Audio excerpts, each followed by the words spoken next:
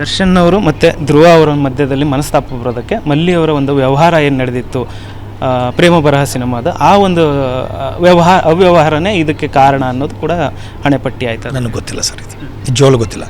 ನಾನು ಹೋಗುವ ಮಾತ್ರ ದರ್ಶನ್ ಸರ್ ಧ್ರುವ ಅವರು ಭಾಳ ಅಣ್ಣ ತಮ್ಮನ ಥರ ಇದ್ದರು. ನನಗೂ ಗೊತ್ತಿಲ್ಲ. ಈಗ ರೀಸೆಂಟಾಗಿ ನನಗೂ ಆ ವಿಷಯ ಗೊತ್ತಾಯಿತು. ಬಟ್ ಎದಕ್ಕಾಗಿದೆ ಅಂತ ನನಗೇನು ಗೊತ್ತಿಲ್ಲ. ನನಗೆ ಗೊತ್ತಿಲ್ಲ ವಿಷಯದ ಬಗ್ಗೆ ನಂಗೆ ಮಾತಾಡೋಕ್ಕೂ ಆಗಲ್ಲ ಸರ್. ಸುಮ್ಮನೆ ಅದು ಬೇರೆ ಪ್ರೊಪಗಂಡ ಆಗಿಬಿಡುತ್ತೆ. ನನಗೆ ಇಷ್ಟ ಇಲ್ಲ ಸರ್.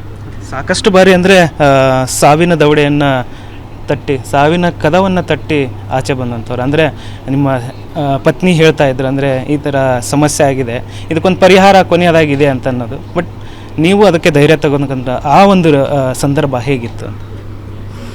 ನನಗಿರಲಿಲ್ಲ ಸರ್, ಅದು ಸಾಯ್ಬೇಕು ಅನ್ನೋದು ಇರಲಿಲ್ಲ. ಬಟ್ ನಾನು ಹೆಂಡ್ತಿ ಹಠ ಹಿಡಿದ್ಬಿಟ್ಲು. ಈಗ ನೀವು ಬರಲಿಲ್ಲ ಅಂದ್ರೆ ನಾನು ಸಾಯ್ತೀನಿ ಅಂದಾಗ ನಾನು ಏನು ಮಾಡಲಿ?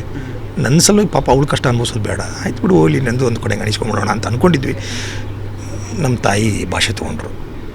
ಆವಾಗ ಅದೆಲ್ಲ ಸ್ವಲ್ಪ ಚೇಂಜ್ ಆಯ್ತು. ಇವತ್ತು ನಮ್ಮ ತಾಯಿ ಇಲ್ಲ, ತಾಯಿ ಭಾಷೆ ತೊಗೊಂಡ್ಮೇಲೆ ಎಲ್ಲ ಚೇಂಜ್ ಆಯಿತು ಸರ್. ಅಷ್ಟೇ. ಅದು ಮಾಡೋದು ಸಾಲು ಸಾವುಗಳು ಮಲ್ಲಿಯವರು ಹೊರಳಿ ಬರೋದಕ್ಕೆ ಅಥವಾ ಅದೇನಾದರೂ ಗಿಲ್ಟ್ ಕಾಡ್ತಾ ಇದೆಯಾ? ಅಥವಾ ಈ ಥರ ನಾನು ಮಾಡ್ಕೊಂಡು ಹೋದಂಥ ಸಂದರ್ಭದಲ್ಲಿ ನನಗೆ ಆತ್ಮೀಯರಾದಂಥವ್ರು ನನ್ನ ಸಂಬಂಧಿಕರು ಈ ಥರ ಪದೇ ಪದೇ ಸಾವು ಆಗ್ತಾ ಇದೆ, ಸೊ ಇದಕ್ಕೊಂದು ಪರಿಹಾರ ಕಂಡ್ಕೊಳ್ಳೋಣ ಅನ್ನೋ ನಿಟ್ಟಿನಲ್ಲಿ ಏನಾದರೂ ಯಾರು ಪರಿಹಾರ ಕಂಡ್ಕೊಂಡು ಎಲ್ಲರ ಮನೇಲಿ ಸಾವು ಇದ್ದಿದ್ದೇವಲ್ಲ ಸರ್. ಸಾವು ಪರಿಹಾರ ಕಂಡ್ಕೊಳಕ್ಕಾಗಲ್ಲ. ನಾನು ಇವನ್ನೆಲ್ಲ ನನ್ನ ಹಣೆ ಬರೋದಲ್ಲಿ ಇವನ್ನೆಲ್ಲ ಅನುಭವಿಸ್ಬೇಕಂತ ಬರ್ದಿತ್ತು ಏನೋ. ಭಾಳ ದುರಾದೃಷ್ಟ. ನಾನು ಒಬ್ಬ ನಂತದೃಷ್ಟ ಮಗ.